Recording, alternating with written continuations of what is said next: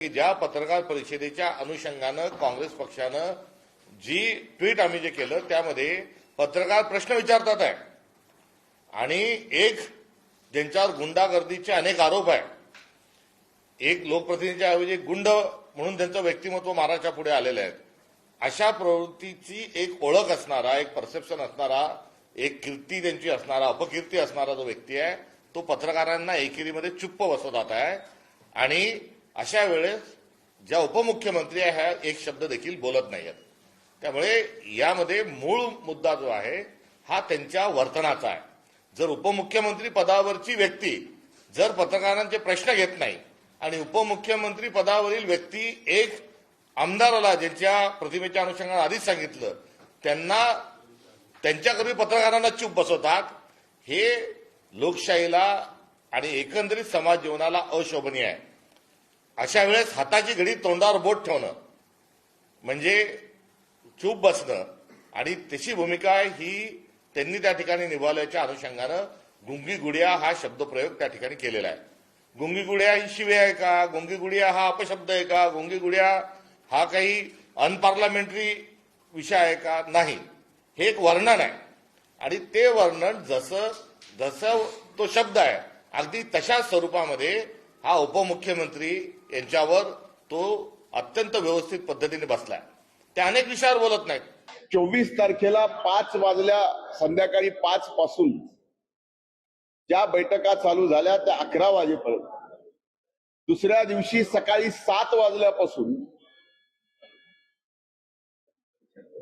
डीपीडीसीची बैठक संपून इतर बैठका संपून अधिकृतपणे बीड जिल्ह्याच्या सर्व वर्तमानपत्राच्या प्रतिनिधीला, प्रेसला, माध्यमांच्या प्रतिनिधीला हे सुस्पष्टपणाने पत्र दिलं होतं की पत्रकार परिषद नाही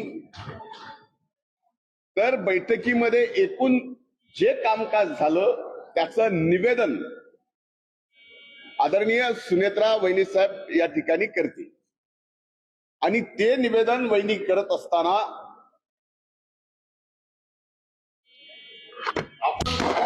लक्षात येईल, निवेदन करत असताना सुद्धा आपलं संबंध दुःख विसरून त्या या महाराष्ट्राच्या मायबाप जनतेची सेवा करायला आज उतरल्या आणि निवेदन करताना ज्यावेळेस दादांचे 2 कामांच्या संदर्भात विषय आला त्यावेळेस वहिनी सुद्धा अतिशय भावनिक झाल्या। मी त्यांच्याकडे पाहिल्यानंतर मला असं वाटलं की त्यांचा हुंदका बाहेर येतोय का, म्हणून त्यानंतर बोलल्यानंतर माध्यमाचे प्रतिनिधी प्रश्न विचारत होते तर मी त्यांना म्हणलं की आपण आता थांबायला पाहिजे, कारण हा प्रश्न उत्तराची प्रेस नाही, अधिकृतपणे हे सांगितलेले, हे पत्र अगोदरच दिलेलं आहे की हे फक्त निवेदन करण्यात येईल, प्रश्न उत्तर पत्रकार परिषद नाही, फक्त निवेदन करण्यात येईल, हे सुद्धा माध्यमांनी लक्षात घ्यावं।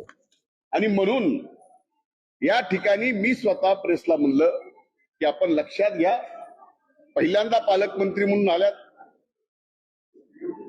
अतिशय भयंकर दुःख पचवून त्या या ठिकाणी मायबाप जनतेची सेवा करायला आणि दादांचं सामान्य माणसाबद्दल असणारं प्रेम, त्यांच्या प्रती असणारं निष्ठा, त्याचा वारसा चालवायला त्या पुढे आलेल्या आहेत। तेव्हा आपण सुद्धा त्या ठिकाणी तेवढं थोडंसं भावनिक होऊन थांबायला पाहिजे होतं निवेदन झाल्यावर। पण स्वाभाविक आहे, बीड जिल्ह्याच्या माध्यमांच्या बाबतीत मी स्वतः ट्विट केलं की 90 नाही 95% प्रतिनिधी प्रिंट इलेक्ट्रॉनिक मीडियाचे अतिशय चांगलं काम करतात, फेअर काम करतात, पण काही मंडळींना मात्र बीड जिल्ह्याचं वातावरण सहजासहजी निवडू द्यायचं नाही, जातीपातीचं ज्या पद्धतीचं राजकारण चालू ठेवायचं त्याच्यासाठी तुझबरही त्यांचे प्रयत्न कमी पडू देत नाहीत।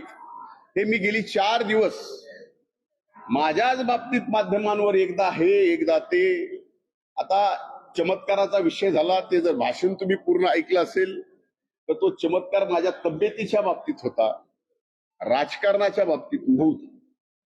दुसरा विषय, शेतकऱ्यांच्या बाबतीत तो शेतकरी वहिनीसाहेब समोर असताना अतिशय जोरात असं समोरून बोलत होता. तर मी म्हणलं शांतपणाने सांगा, तर वहिनीसाहेबांच्या लक्षात येईल. एवढंच बोललो की माध्यमांनी चालवलं की शेतकऱ्याला मी दाब दिला. आता वहिनीसाहेबांचा या ठिकाणी प्रश्न विचारला, हा प्रश्न उत्तराची प्रेस नसताना विचारला. त्यावेळेस मी म्हणलं आता थांबा, प्रेस संपली, कारण फक्त निवेदन करायचं एवढंच जर अधिकृत सांगितलेलं असताना मी थांबा म्हणलं तर ही चूक होत नाही. तर इथं धनंजय मुंडेची हुकुमशाही.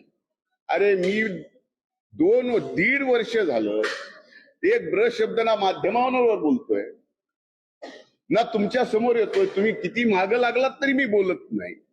आज मी कुठल्या तिथं मंत्रिपदावर नाही, मी फक्त आमदार आहे, तरी सुद्धा आमदार म्हणून मी हुकुमशाह आहे. म्हणजे एखाद्याचा द्वेष किती करावा.